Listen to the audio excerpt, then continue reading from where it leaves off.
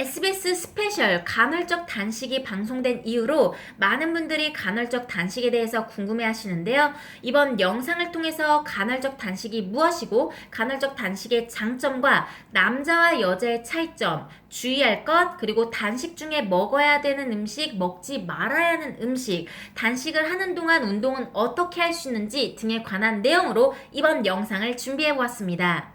아직까지 제 채널 구독 안 하신 분들은요, 제 채널 구독하시면 매주 업데이트 때는 유용한 운동, 건강, 영양, 다이어트에 관한 영상을 무료로 받아보실 수 있습니다. 안녕하세요. 대한민국 모두가 건강해지는 그날까지 여자요 그리고 남자의 운동하라 모티베이터 고민수입니다.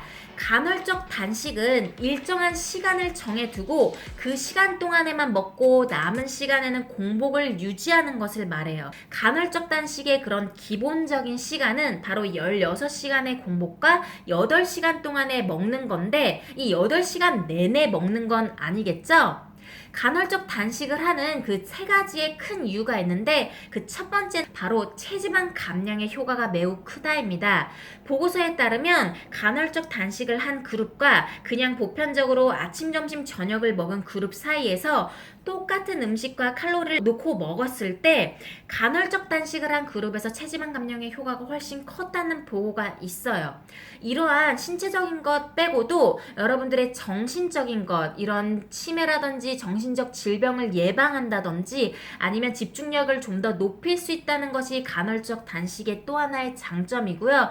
그 마지막으로는 세포의 재생입니다. 어터퍼지라고 해서 이 새 세포가 오래된 세포를 잡아먹어서 이 재생을 시키는 걸 말하는데, 당연히 오래된 세포가 몸에 돌아다니면 그것이 염증이 되고 염증은 곧 암이 되는 이러한 건강에 안 좋은 것을 일으키는데, 이 간헐적 단식이 여러분들의 이런 세포의 재생 능력에 도움이 된다는, 그래서 피부가 더 좋아지고 여러분들의 장기가 좀 더 활발히 제대로 움직일 수 있게 만든다는 장점이 있습니다. 간헐적 단식을 할 때 남자, 여자의 차이점은 크게 없으나 이 여자 같은 경우는 신체적인 구조상 배고픔에 더 민감하다고 해요. 뭐 아기집이 있어서 좀 더 생존에 관련된 것이라고 하는데, 저 같은 경우에도 처음에 단식을 시작했을 때 너무너무 배가 고파서 막 짜증나고 힘없고 이러한 갖가지의 현상이 일어났거든요. 그러한 경우는 과하게 16시간을 공복을 하기보다는 뭐 10시간,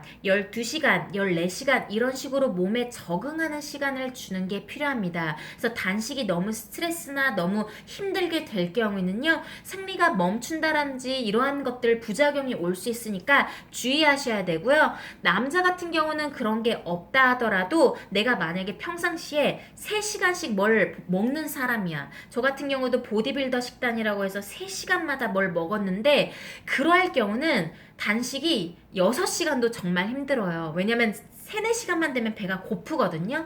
그래서 16시간의 단식은 정말 끔찍했어요, 저도. 제가 우측 상단에 제가 처음에 단식을 하고 2주의 변화를 올려놓은 게 있는데, 그걸 보시면 어땠는지 직접 느낄 수가 있습니다.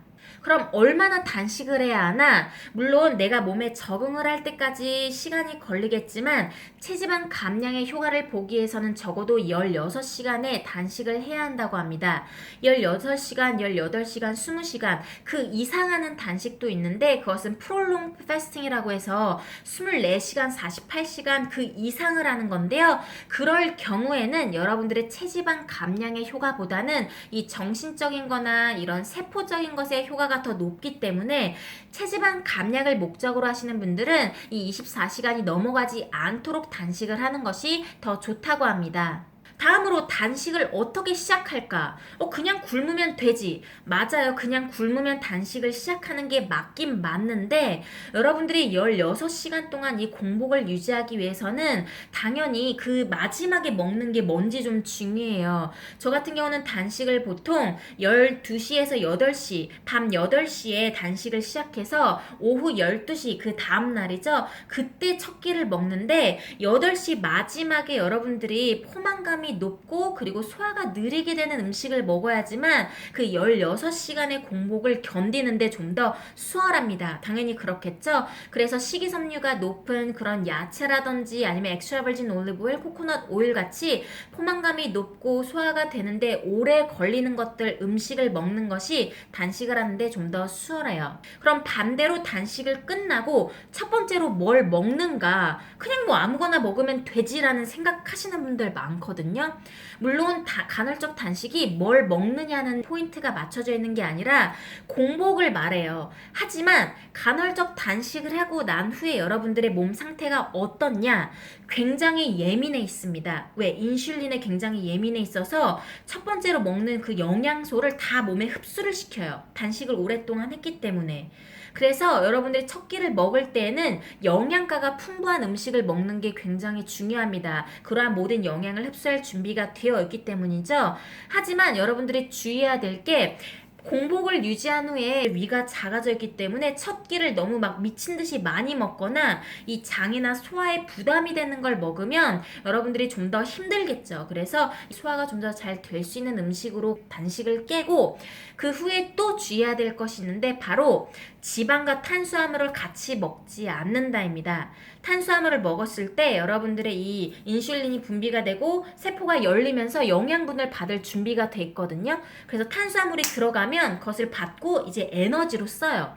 그런데 지방이 같이 먹으면 탄수화물과 지방이 같이 들어가고 지방이 세포에 저장되기 때문에 그것은 우리가 원하는 게 아니죠. 그래서 탄수화물과 지방을 같이 먹지 않는 것만 주의를 하면 되고 단백질, 탄수화물 혹은 단백질과 지방을 먹는 것으로 여러분들의 첫 끼를 시작을 하는 것이 중요합니다. 그럼 단식 중에는 뭘 먹을 수 있나요? 단식은 말 그대로 뭘 먹지 않는 게 단식이거든요. 그런데 뭐 물이라든지 아니면 특히 커피는요 여러분들의 그 어터퍼지 현상을 좀 더 극대화한다고 해요. 그래서 저 같은 경우도 아침에 일어나서 그 커피를 먹는데 주의해야 될 것은 그냥 커피를 먹어야 되지 뭐 오일을 넣은 방탄커피라든지 아니면은 설탕을 넣었다든지 크림을 넣었다든지 이러면 바로 단식이 깨지기 때문에 그냥 블랙커피를 먹도록 해야 됩니다. 블랙커피와 마찬가지로 녹차나 홍차 이러한 차 종류도 다 괜찮고요. 단식 중 먹을 수 있는 음식과 먹지 말아야 하는 음식은요 제가 우측 상단에 또 영상을 올려놓을 테니까요 그거 참고하셔서 보시면 될 것 같고요. 비타민 중에서도 오메가3 같이 오일로 돼 있는 것들은 여러분들의 단식을 깰 수 있어요. 그렇기 때문에 이런 오일 같은 것들은 여러분들이 식사를 하고 나서 먹는 게 좋고요. 비타민 C나 멀티비타민은 단식은 깨진 않지만 공복에 먹었을 때 위에 부담이 갈 수 있기 때문에 저 같은 경우는 첫 끼를 먹고 그때 같이 비타민도 섭취를 하고 있습니다. 그 다음 단식 중에는 운동을 어떻게 하는 게 효과가 좋나요?